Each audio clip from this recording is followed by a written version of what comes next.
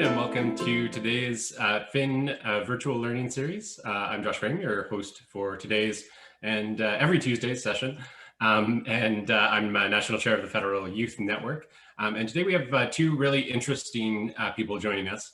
Hopefully they think they're interesting as well. James Cross and Jody Ray, who will be talking to us about self-awareness. So looking at some psychometrics, looking at how you can kind of better understand yourself.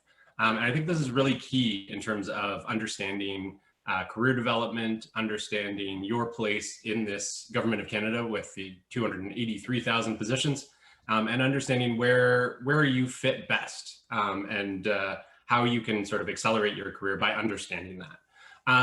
So I'd like to begin by acknowledging that the land on which we gather, at least on which I am gathering, is the traditional unceded territory of the Algonquin and Anishinaabe people. The Algonquin peoples have lived on this land since time immemorial, and we are greatly grateful to have the opportunity to be present in this territory. So as we move through today's session, you can use the Q&A function on Zoom to ask any questions of James and of Jody, and we'll then pose those questions to them. So we have kind of a structured Q&A, and then we'll have an open question and answer format. Vous pouvez demander les questions dans les deux langues, alors soit en anglais ou en français. En utilisant les fonctions questions et réponses, and just to mention that the questions et réponses is labeled Q&A. Unfortunately, Zoom doesn't have bilingual buttons, but certainly something we'll flag to them for the future. So without further ado, I will start by introducing our panelists, and then we will get going with the Q&A. So Jody Ray is joining us from Vancouver, I believe. Vancouver-ish, close enough. She's an advocate of humanity in our communities and elevating human resources in our workplaces. So she supports organizations in cultivating and sustaining real, meaningful, and impactful human connections. So she takes a keeping it real approach and is caring and strategic in her approach when working with organizations. She draws on evidence-based behavioral theories, systems thinking, and experiential learning to help her clients create happy lives, organizations, and communities. So thanks very much for joining us today, Jody, and definitely look forward to hearing from you and getting your insights. And next we have James Cross, who was once told by a business partner to find something you love doing and find a way to get paid for it. So luckily he found his way. So for over 20 years, he's been working in the public service in the fields of learning and leadership development. Prior to joining Justice Canada, he worked in Public Services and Procurement Canada and the Canada School of Public Service. James helps individuals, teams, and management better understand what drives certain employee behaviors in the workplace. And he incorporates a multitude of psychometric tools into the learning, into his learning interventions. So thanks to you both for joining us today. Et puis, je veux mentionner que vous pouvez donner vos réponses soit en anglais ou en français. So please feel free to give your answers in English or French, or switch between the two. We're happy to have as much discussion in both languages as possible. So my first question to you, so first this is to Jody, and then we'll hear from James. So given your expertise, what is self-awareness from your perspective? Alors de votre point de vue, qu'est-ce que c'est la conscience de soi? Thanks, Josh, for that great introduction and getting us set up. I was going to answer the question by going through a couple of slides and then just sort of my initial one-liner.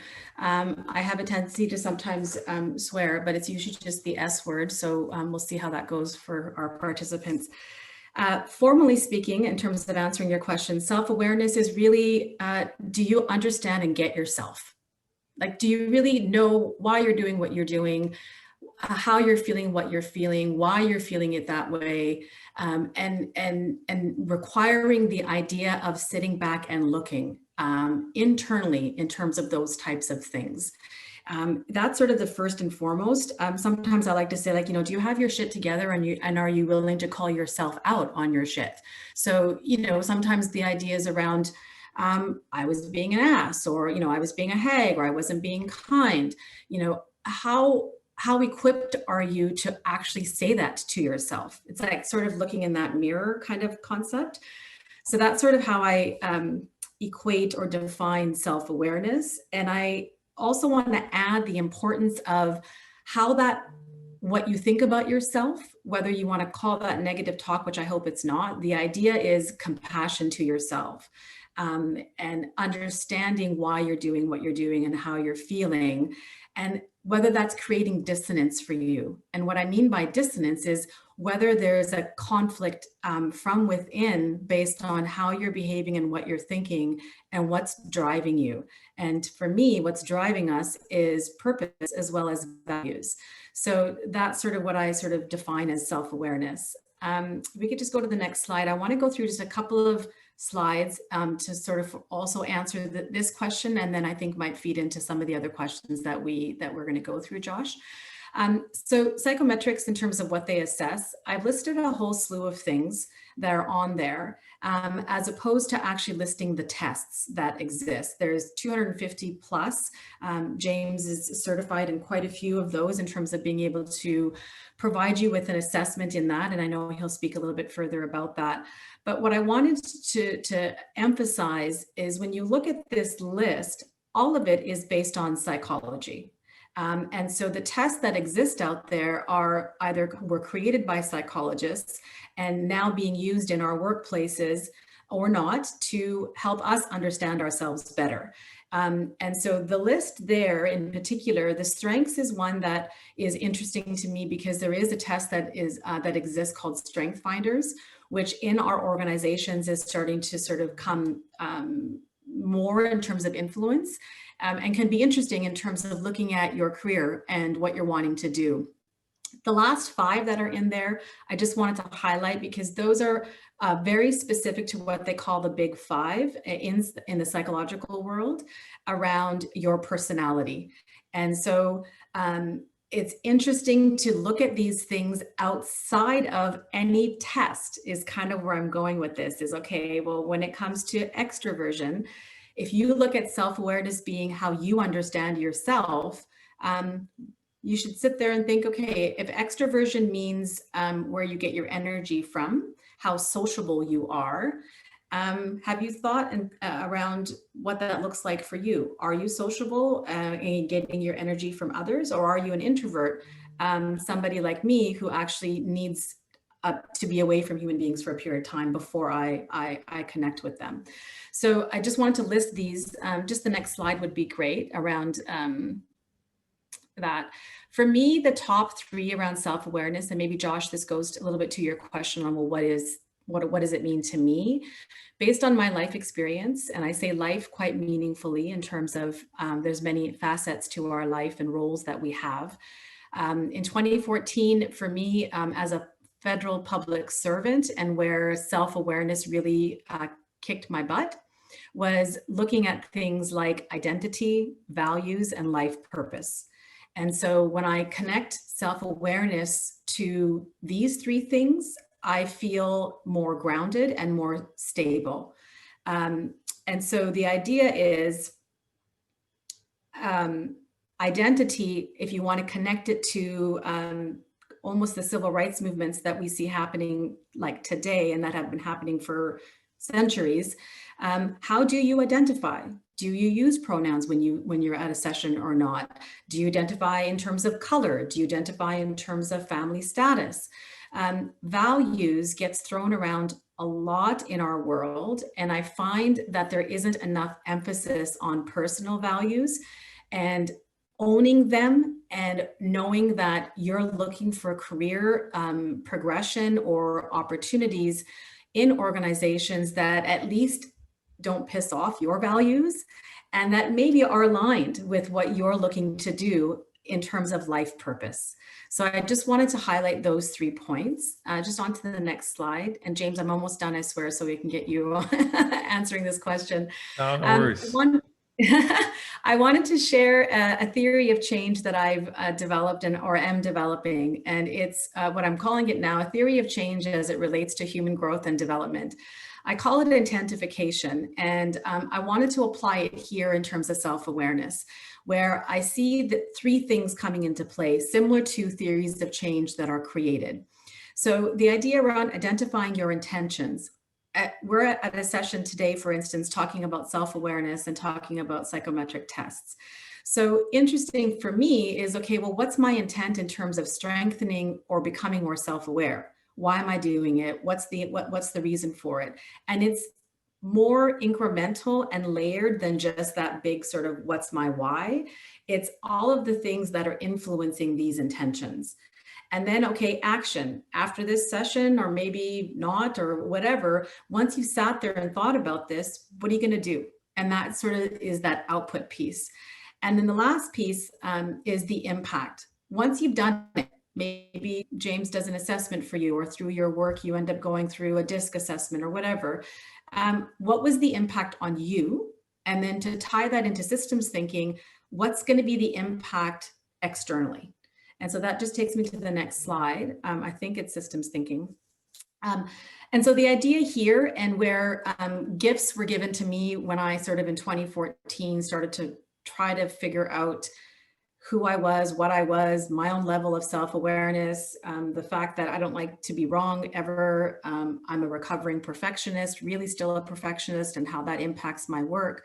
All of those things were happening for me in 2014 as a public servant. And part of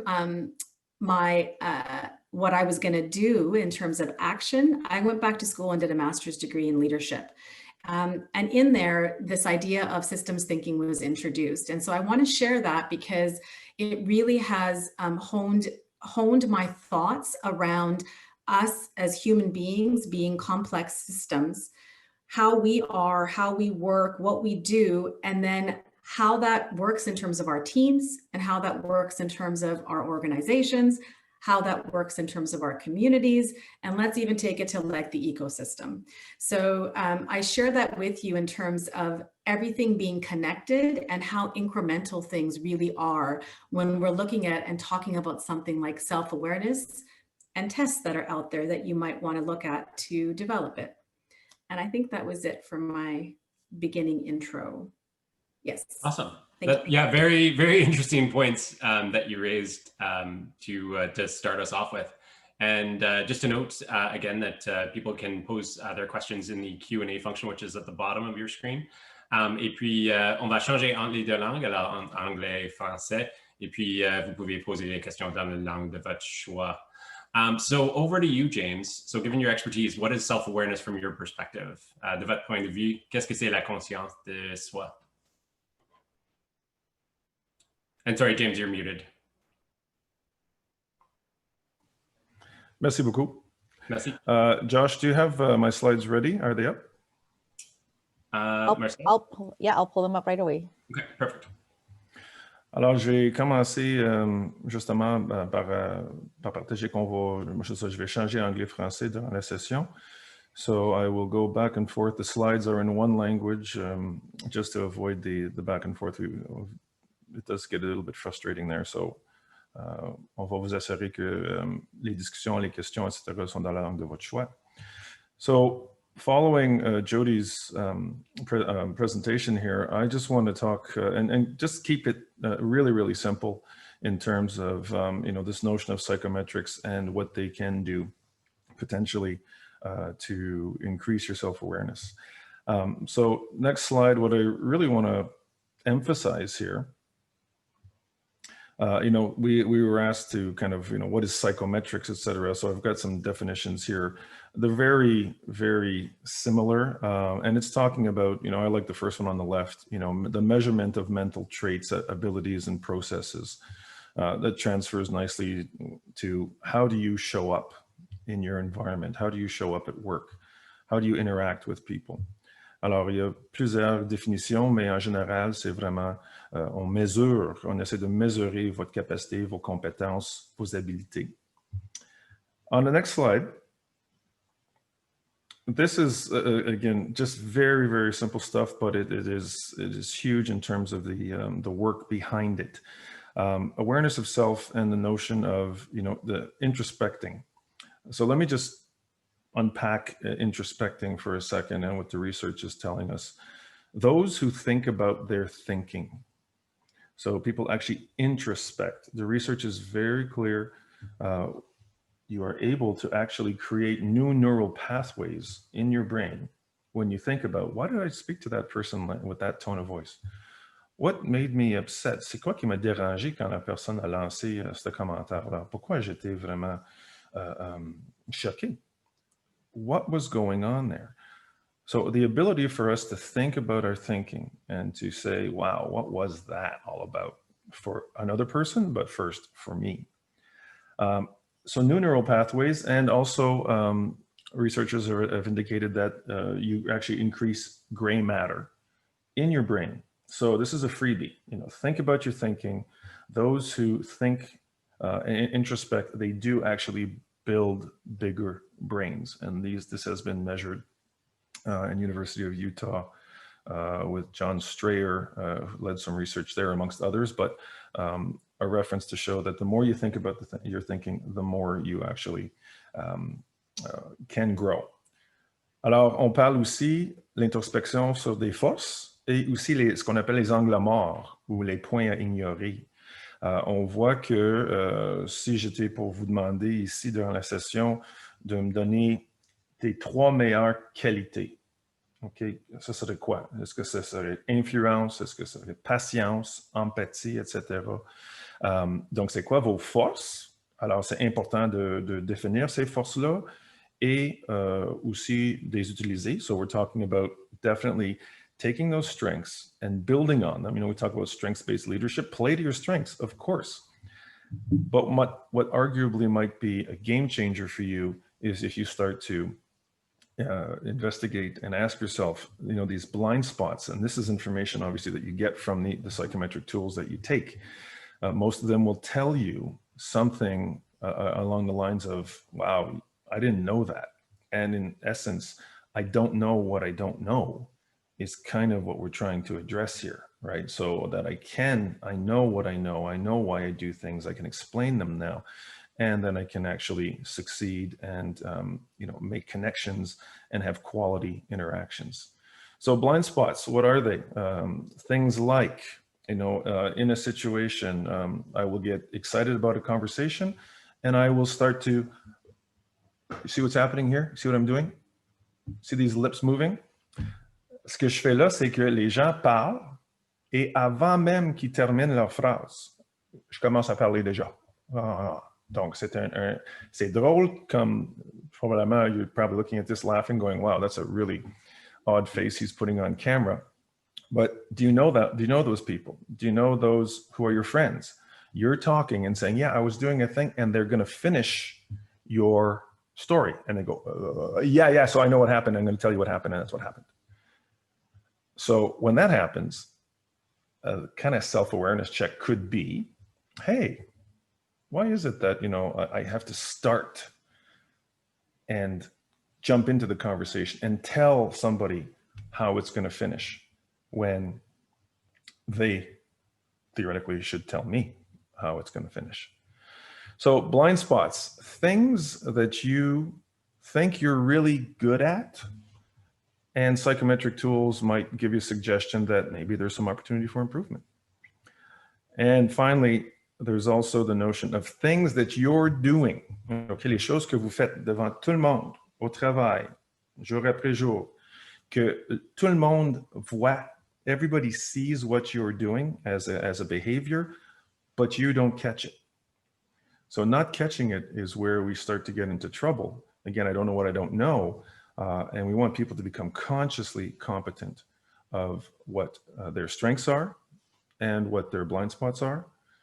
And to me, that is kind of perhaps a little long, but an emphasis on self-awareness, awareness of self, and how crucial that is. You'll notice on the slides I have the first thing. There's 3 things that I really want to emphasize during this time we have together, and also some references at the end. So that is it for me for awareness of self. and I'll come back after with others and building rapport, which is what you see there. Excellent. Thanks very much, James. So Jody, over to you to start with. So how do we use this information most in the best possible way? So like, how do these traits manifest in our everyday behavior? So it's a great question, and a little bit ties into what James just spoke to in terms of, are you sitting back and looking at how you are, what you think?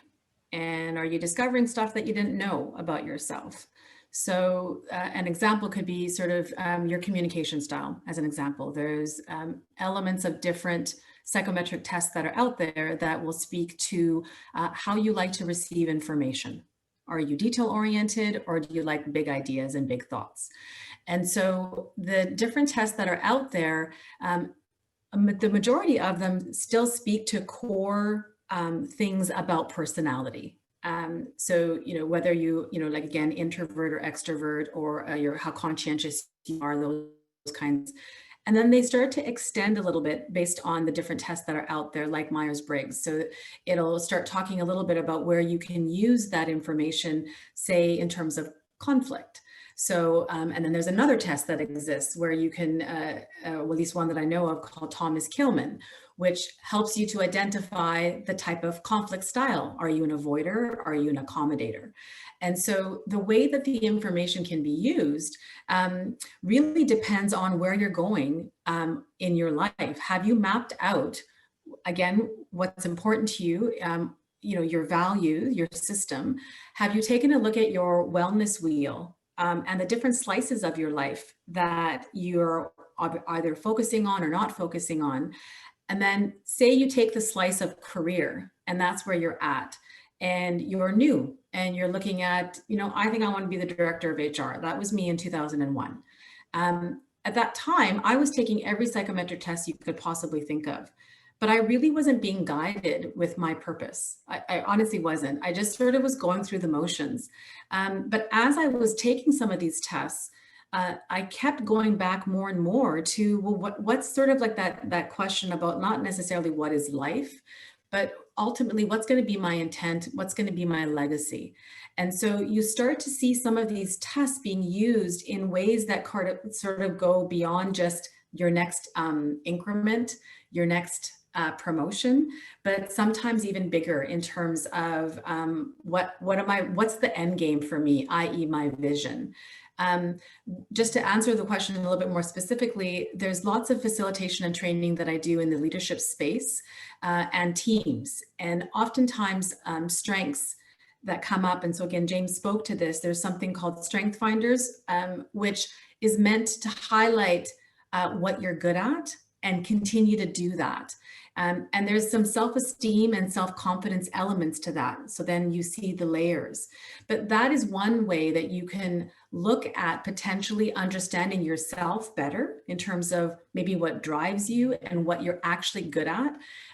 If you were to look at Strength Finders, which was by Marcus Buckingham, he doesn't just necessarily define strength as what you're good at. He actually defines it as what kind of brings you passion and joy and gives you purpose. So there's an interesting distinction between the way that these tests, what they're testing and how you're going to look at what they're testing. But the strength one is an interesting one in terms of if you were to look at what gives you passion. So one of my strengths, because I've done the Strength Finders, is harmony. And harmony is described as someone who likes things to be calm and peaceful, which then if I look at my conflict style, I'm an avoider. I don't like conflict. So the way that it can be used is looking at different parts and chunks of the actual assessment tools and aligning them with where you're at in your life and in your career and what you want to do with that information. Excellent.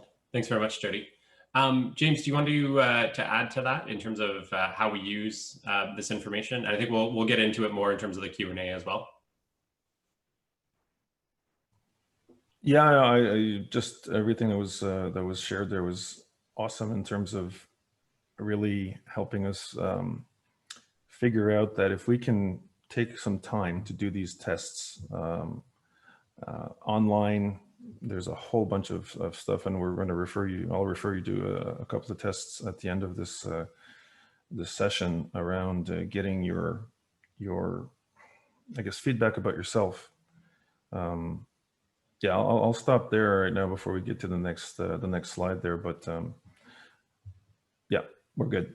I'm using right now. See what's happening right now is I'm using my impulse control because there's something I wanted to say. And then I said, should I say it? And so I went, no, don't say it. Don't say it. So now I'm going to back up and then I'll come back later. Sounds good. And I'm the person who just needs to jump in. So fortunately, as moderator, I guess that fits with my, my current role.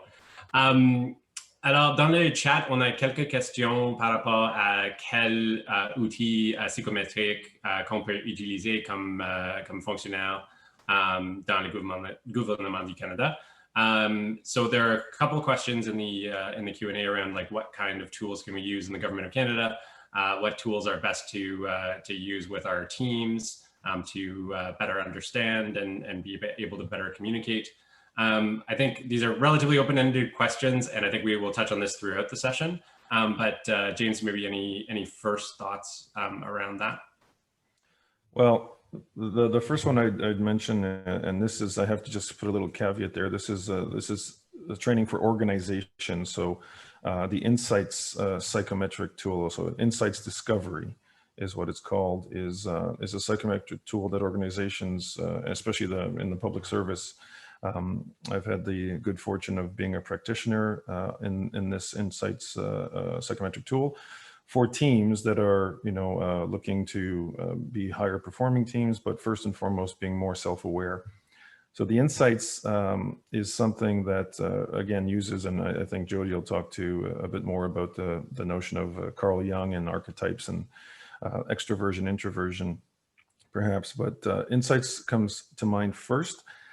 Now, if you cannot and are not having an initiative in your workplace that is talking or using the actual Insights Discovery tool, you can Google Insights Discovery or Discovery Insights, and you will find several tools that will give you free and immediate feedback on preferences. The notion of Jungian, Carl Jung, arguably, one of our most beloved and famous experts in this field, talking about introversion. Some of you you come into a room and your first thing is, hey, wow, I'm here. Hey, everybody, I'm here. Others are coming in with the targeted, okay, that's the person I want to talk to. Others are like, oh my gosh, I don't know anybody. I don't know anybody. Wait a minute, if I could just see somebody. Ah, there, a circle. There's 3 people, I know them. And there's others who will sit back and just analyze before they make a move, right? So understanding that these are some of the core preferences that not only anything that talks about Insights Discovery or Discovery Insights online will give you that type of feedback. And then the other ones that I would talk about is also a DISC. So DISC is an acronym for, again, personality strengths. And you can get free assessments, again, online. You just got to look and you'll find, they're not necessarily the tests that are online. It's a big thing to mention here. These are not necessarily true psychometrics, okay, which is, you answer some questions, they add them up, they tally them, they average them, they apply an algorithm, and then you get a specific generated personal report. A lot of them that are out there that are free involve just you answer something and they call it, what is an as-is type of result. And we're not responsible to kind of tell you what that is. It's on you to kind of take this though. So the advantage of taking like a DISC or any other type of questionnaire is you take it, you get the information, and then you talk to somebody about it. You share that with someone, a colleague, a friend, a boss, etc. They do the same thing. And now really what's happening is you're finding some common ground, and that'll just segue into my second, the next slide there, Josh, that I just want to show before I give it over to Jody. And that was the second thing. I said I was going to talk about 3 things today. The second thing is all about, the awareness of others and building rapport. So tools like this that are online, even though they may not have a true psychometric assessment done, you can access these. And, in terms of awareness of others, we talked about awareness of self, but awareness of others is really that notion of rapport. So these questionnaires that you can get online, one I would actually really talk about here when I look at building rapport, there's a model called the SCARF model, SCARF. And this is a model of social threats and rewards. And what it basically says is there are environmental factors that are less than conscious, sort of primal reptilian brains are always monitoring for safety and security and reward versus threat. So you can actually just go on to Google and just type in SCARF assessment. And it's a very quick model, a very quick a test, but it'll tell you things like, and I won't go into too much detail here, but are you, when you're stressed about your status in a group, does that get you stressed and fearful? When you're unsure about how things are going to end, you don't see the light at the end of the tunnel, are you affected by the certainty variable? Are you someone who needs to be left alone in your work? And if someone's over your shoulder, you'll feel a threat in terms of your autonomy. Some of you, it's so important that you come to work and you feel a sense of connection with people. So the R is for relatedness. Do you have someone at work who cares for you? And if you are, for example, someone who loves to give care to others, can you do that at work? And then the SCARF model is, the final example is the F that stands for fairness. The brain is constantly looking, and we heard before dialogue, has there been a good dialogue? Has there been a chance for each view to be shared? And we hear each other. We may not agree, but we've had that exchange and it was a fair exchange. So those are, I think I mentioned 2 or 3 of these tools.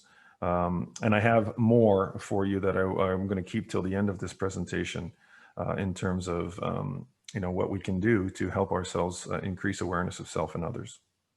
Absolutely. Thanks, James. So we'll move on to the next question.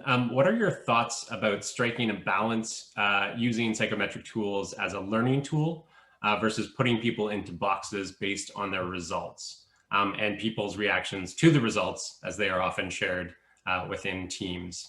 I know personally, when I did a leadership development program at the school a number of years ago, it was funny because we were on a team and all of us had the same MBTI profile. And so as a team, we got along really well. We're still in touch, 9 years later.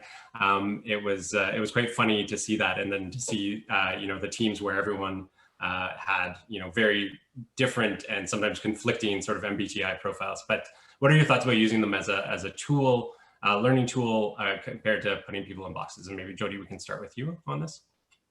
Sure. Yeah, it's funny because there's this idea about labeling, right? Labeling and judgment. And so depending on where you're at in this sort of spectrum or range of self-awareness, you might be pissed off if someone says you're a red or INTJ or whatever, or you might be like, no, that's not me, and I think that ultimately, I want to just say the word accountability. Like, to me, all of us as human beings are accountable to ourselves, to, if you're a mom, or a parent, you're accountable to your children. I also feel this stewardship where we're accountable to, our world and what we're doing in terms of, our connections to our ecosystems. So I think that accountability piece is that it's kind of on you to decide whether you're going to put yourself in a box and whether you're going to judge and put others in a box. My hope is that we don't. The information, and sort of kind of goes to what James was saying, is the information is there as a tool, as a means to understand yourself, first and foremost, and then go ahead and see, based on the information, how does that help you understand not necessarily others, but understand how you relate to others. And so there's this really strong distinction there between, oh, Josh, you're a, I don't know, a T or a, whatever you are, you're red. And so now there's a judgment, or I've kind of put you in this box. That's not the intent of these assessments, right? The assessments are really there to start and stay sort of from within, and then see what you want to do with that information as you interact with others. So I think that the balance, I don't even know if it's a balance per se, but if it's more so just really be mindful of, again, intention. What tests are you taking? What's the intent for those tests? Are they ones that are meant to help you understand others? And again, understand versus judge. So I think that's the sort of the difference there between the boxing and the sort of balancing is it's not, I don't really see it as even a balance. I just see it as really understanding what the intent is of the tests and what the impact is supposed to be on you, the team, or others.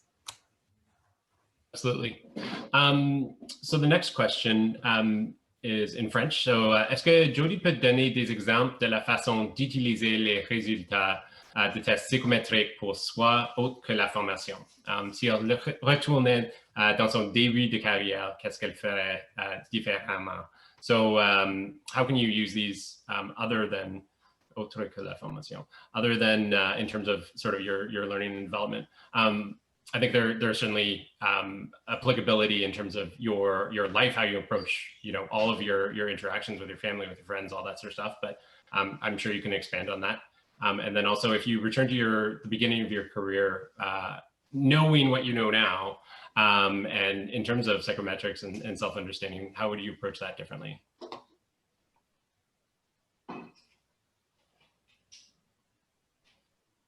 So Jody, I think the question's for you.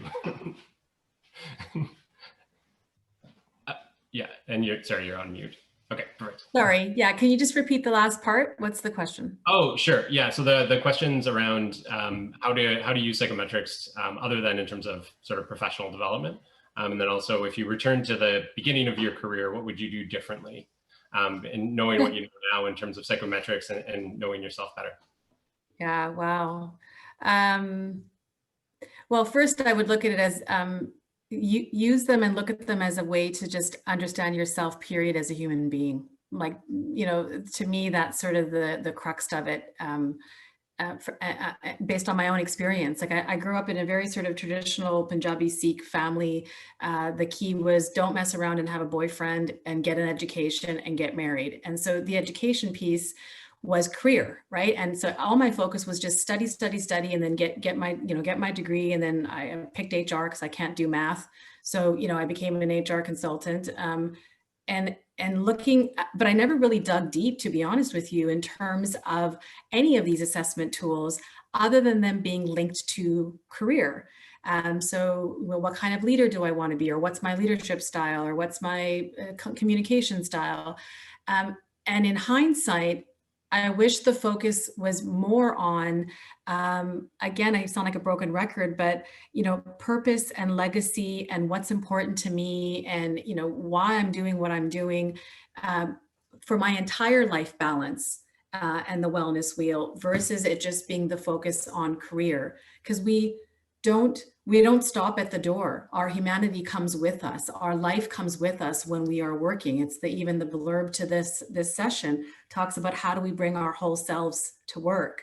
And so when we've kind of have this tunnel vision on, I'm going to do DISC or do this so I can become a director, I think we're limiting ourselves in terms of what we can achieve just as a human being. And I think we're limiting ourselves on really feeling fulfilled. Absolutely. Oui, je pense que c'est très clair qu'on peut appliquer ces types d'outils pour nos vies personnelles et puis de mieux connaître comment on peut interagir avec tout le monde dans nos familles, avec nos collègues, mais certainement comment est-ce qu'on peut avoir la connaissance de soi en utilisant ces outils et je pense que c'est assez clair. Next question over to you, James. So the question is on the topic of debriefs. how often do you think it's important that learners seek debriefs or to digest the results of the psychometrics themselves? I think this is an interesting topic because people's results can change and the way they approach things can change. But what do you think in terms of sort of timelines around some of these tools and how to sort of reuse them and refresh your understanding of yourself? And sorry, James, you're on mute. The phrase of 2020. Il y a plusieurs sortes de psychométrie qui mesurent des choses différentes. Donc, je dirais que ce qu'il faut... Can you repeat the question? Yes. So I think the question was around debriefs and how to sort of refresh. How often should you kind of go back and look at your results or kind of redo psychometric testing to kind of stay sort of up to date? Merci. C'est un peu comme j'ai mentionné tantôt. Il y a des outils qu'on peut aller en ligne, on peut avoir beaucoup d'informations importantes et qui pourraient stimuler la discussion. On pourrait entamer des discussions avec, comme j'ai dit, nos collègues, nos patrons, un working group, etc. Il y a cette sorte-là qui, ça peut varier. On peut faire le questionnaire. We can do one for a month and then see how things have changed in 6 months and use that to track improvements in behavior or competencies or skills that we want to develop. And that's more on a personal side. So there's no real, I haven't seen any solid recommendations for non-psychometric tools. But for psychometric tools, ça c'est d'autres choses. On suggère, mais dans le fond, ce que moi je fais comme praticien dans plusieurs outils psychométriques, il faut donner du temps. Puis même un an, ça peut être 18 mois, ça peut être 6 mois, ça dépend.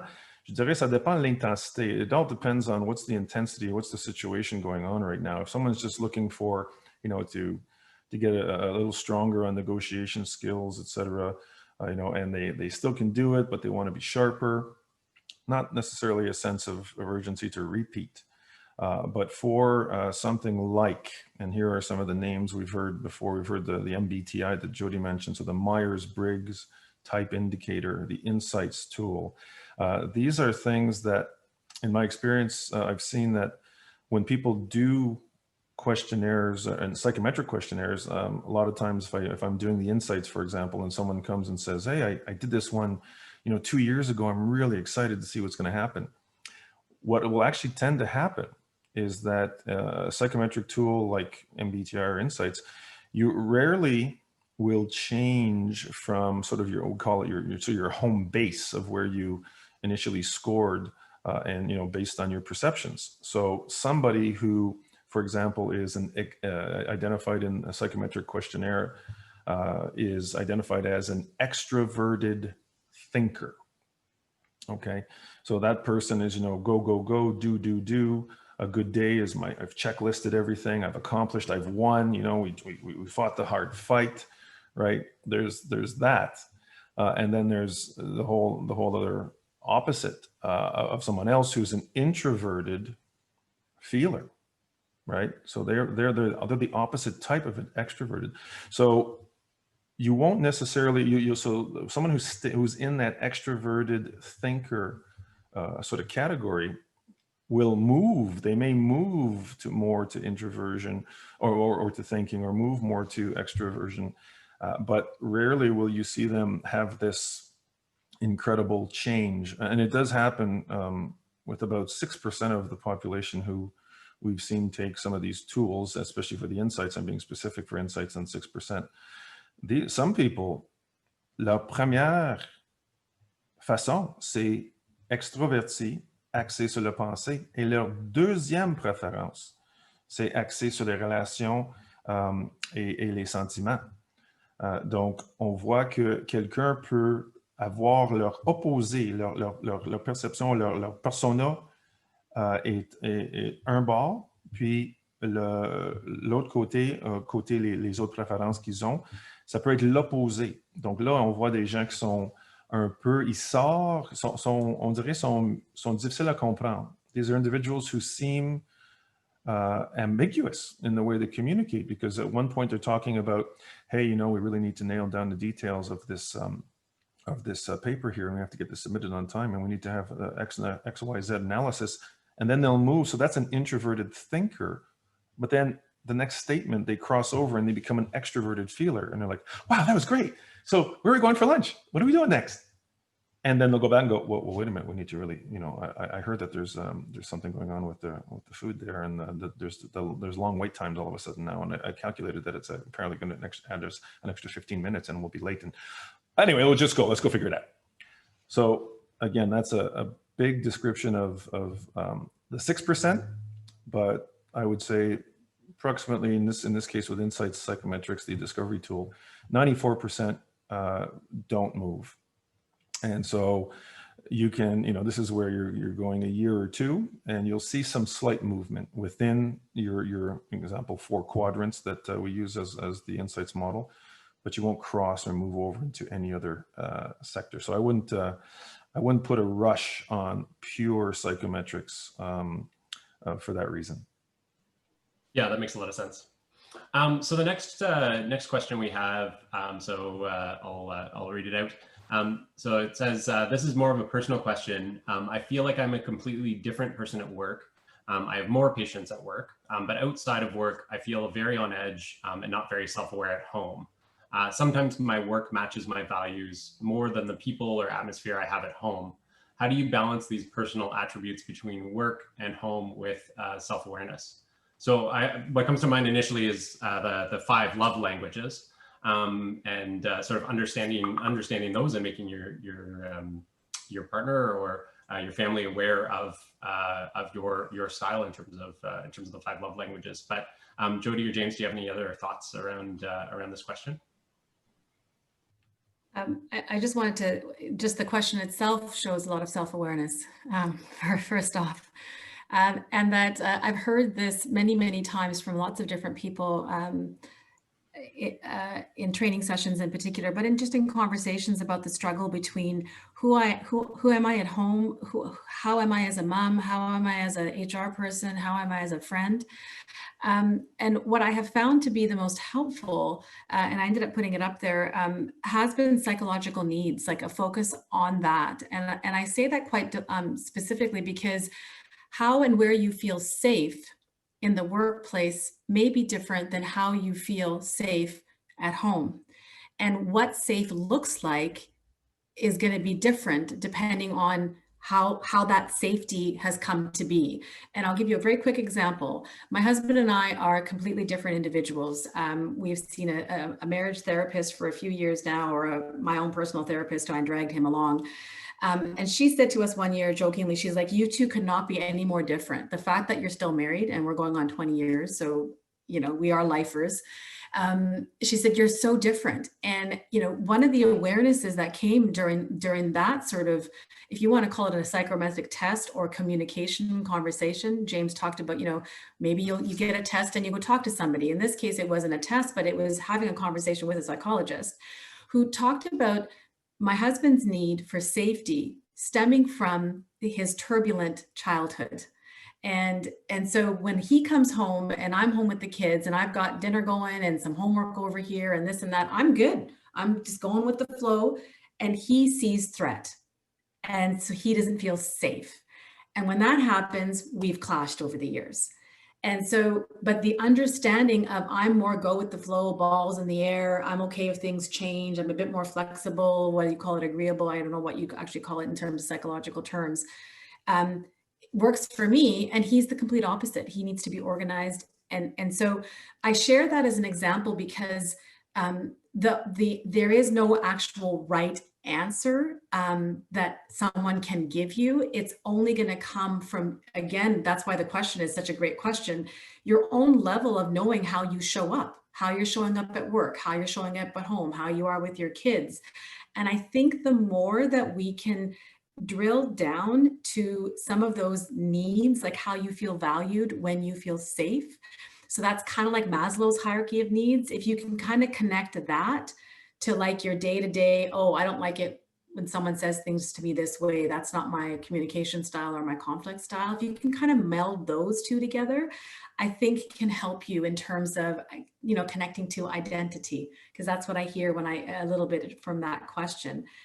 We identify in many different ways. It's intersectionality to the nth degree, right? I'm not just a woman, I'm a brown woman. I'm a brown woman with kids and I'm married. So all of those things sort of all connect. I don't know if I've answered the question. Yeah, I think so. James, do you want to add anything to that one? Just add the notion of personas and how they pertain to psychometric tools. The insights discovery, for example, and others like this, they talk about, you know, your public persona. So personas coming from the Greek theater, you know, the mask. We would put on a mask to show up into our environment and play, right? So we have the public persona or the conscious self, and then we see ourselves having the less conscious persona. When we take off the mask and we go into a place that is more instinctive. So you can with these tools, you can actually find out, you know, how do you tend to show up? And you show up because you believe that the environment you're entering right now requires this, or this is what has gotten you where it's gotten you. And over when the shoes are off, you know, and you come back, your more instinctive self, you'll tend to see a complementarity there. But sometimes you'll also see someone who is loud and joyful and highly moves hands, a lot of body language in the conscious persona, and then somebody on the weekend who's doing the same way. You may have others who are complete opposites. So these tools really do help. So if you think about persona, you know, who am I showing up as? Now it's off. Who am I? That might help explain, you know, what some people experience. It's just your preferences, really, is what we see. Absolutely. So the next question in the chat in French. Alors, c'est bien d'avoir ces outils qui nous aident à mieux nous définir, mais après, on fait quoi et comment pour changer ou s'améliorer si nos résultats sont pas bons? So I guess the question is really around what do you do after doing these psychometrics? How do you change or improve if your results aren't good? I would start off by saying, like, your results aren't good or bad. That's not really how psychometrics work. It's not, you know, you're great and you're EX material because you have this and this and this quality. James and Jody, do you want to add on this? So yeah, I don't mind, if you don't mind, Jody, if I can jump in on this one, because I want to link it to one of my slides. Josh, if you can go to slide 5. Yeah, Marcelo will be able to pull that up in just a second. Perfect, thank you. Alors vraiment, si on voit que justement il y a des écarts, il y a des choses que je me sens que je suis pas capable, je pourrais jamais faire ça, c'est difficile pour moi, etc. On a des choix. Pour moi, ça devient une question de choix. Et justement, soit qu'est-ce que je veux faire pour ma carrière? Qu'est-ce qu'il faut changer? Qu'est-ce que je veux pour que je marche mieux ou je travaille mieux avec les autres dans mon équipe? Si j'essaie de vendre ou si j'essaie de travailler sur moi-même, qu'est-ce que je dois faire? La réponse que j'ai, on voit ici avec le diapo en anglais, the third and most important thing maybe that I'm talking about here is likability. Okay, en français, c'est comme la façon d'être bien aimable. Wow, I don't know what it is, but the exchange we just had, I felt light. I laughed. I was nervous before. Now I feel a bit better. Puis on parle justement de cette capacité de justement réfléchir de tout ce que je vois dans mes rapports. Ah, je fais pas assez ça. I don't do this enough. I should do this more, etc. What I would recommend, and this is why we're talking about Tim Sanders and the likability factor. What I've seen in you know, all the fun time I've had in doing these questionnaires and having briefings and stuff is I ask people one key question when they're looking for career, potential networking, connections with boss, human beings, etc. I just asked the question. I'll ask all of you. How likable are you? How, when people deal with you, do they feel a sense of light and kindness? And we heard before, empathy, etc. Do they show interest? Are they able to ask questions? So someone who might say, I don't know how to network, James. I don't know how to touch base there. Well, you can learn it.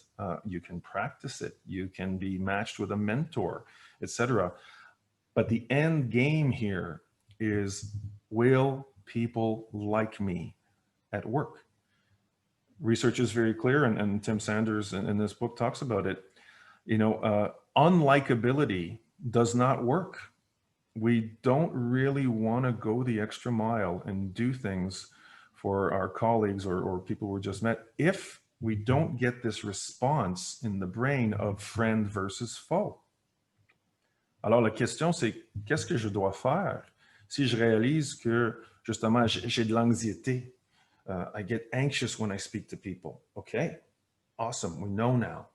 All right, so what is it that we could help you do based on the information you've retrieved from your reports? Maybe it says, I tend to shut down under stress. Okay, all right.